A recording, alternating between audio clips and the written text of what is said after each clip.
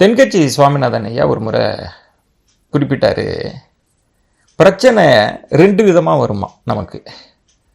ஒன்று, நம்ம தேடி போவோமா பிரச்சனையை, சும்மானு இருக்க மாட்டானா, போய் பிரச்சனையை தேடி இழுத்துக்கிட்டு வருவானா.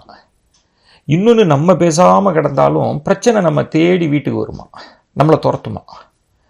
இதை சொல்கிறதுக்கு ஒரு காமெடியான ஜோக் சொன்னார். கொஞ்சம் ஒரு இந்த மாதிரியான ஜோக்குன்னு வைங்களேன். அவர் எப்படி சொன்னார்னா, ஒருத்தன் ரொம்ப குண்டாக இருக்கிறான், ரொம்ப வெயிட்டு போட்டான், அவனுக்கு ரொம்ப கவலை, பொண்ணே கிடைக்கல. சரி என்னடா பண்ணுறது அப்படின்னு போய் வெயிட்டு பார்க்கலாம், நம்ம எவ்வளோ தான் இருக்கோம்னு பார்க்குறதுக்காக வெயிங் மிஷினில் போய் ஏறி இருக்கிறான், காசை போட்டிருக்கிறான், சீட்டு வந்து விழுந்திருக்கு. சீட்டை எடுத்து படித்தா தயவுசெய்து ஒருவர் மட்டுமே ஏறவும் முடியும். எப்படி இருக்கும் பாருங்க, மிஷினே குழம்பி போச்சான்.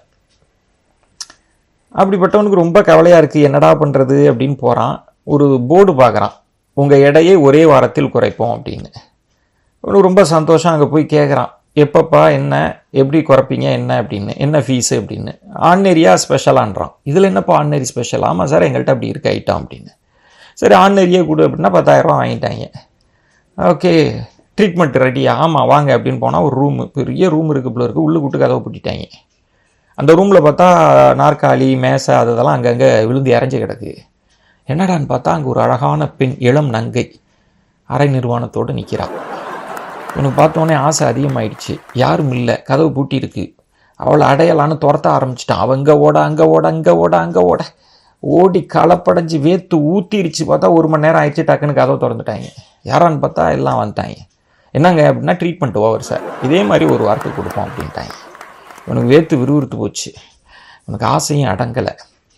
சரின்னு வெளில வந்தவனுக்கு ஒரு யோசனை, ஸ்பெஷல்னு சொன்னாங்களே அது இதை விட இன்னும் சூப்பராக இருக்குமே அப்படின்ட்டு, என்னங்க ஸ்பெஷல், அதுக்கு எவ்வளோங்க ஃபீஸு? 50,000 ரூபா. 50,000மா? அது இன்னும் 3 நாளில் எடையை குறைச்சிருவோம்ல அப்படின்னு. அப்படின்னா இன்னும் அவனுக்கு ஆசை அதிகமாகிடுச்சு. 50,000 கட்டிட்டானா. சரின்னா அவனை உள்ளுக்கு விட்டு அதே மாதிரி பெரிய ரூமு, கதவை சாத்திட்டாங்க. பார்த்தா அதே மாதிரி நாற்காலிலாம் இறஞ்சி கிடக்கு, வேச்சை இறஞ்சி கிடக்கு. அப்படியே பார்த்தா எங்கடா நம்ம ஆளை காணாமேன்னு பார்த்தா இப்போ அங்கே ஒரு வயசான கிழவி நிற்கிதான். அது ஒரு மாதிரி பார்வையோடு நிற்கிதான். இப்போ அது இவனை துரத்த ஆரம்பிச்சிருச்சு. ஓடுறானா, அது துரத்த இவன் புட்டிக்க முடியாதபடி ஓடுறானா. ஒரு மணி நேரத்திலே கதவை திறந்தா பாவி வேத்து விறுவிறுக்க மயக்கம் போடுற அளவுக்கு இருக்கிறானா. அப்போ தான் சொன்னார் தென்கட்சி சுவாமிநாதன், எப்போதும் நம்ம பிரச்சனையை தேடி போகிறதில்ல, நம்ம ஒவ்வொரு நாளும் பிரச்சனையை தேடி வந்தால் நம்மளுடைய வேகம் அதிகமாகும், நம்முடைய உழைப்பு அதிகமாகணும், அதிலிருந்து தப்பிக்கணுன்ற ஆர்வம் அதிகமாகும் அப்படின்னு சொல்கிறதுக்கு இந்த கதையை சொன்னார். ரொம்ப பிரமாதமாக பேசுவார் ஐயா.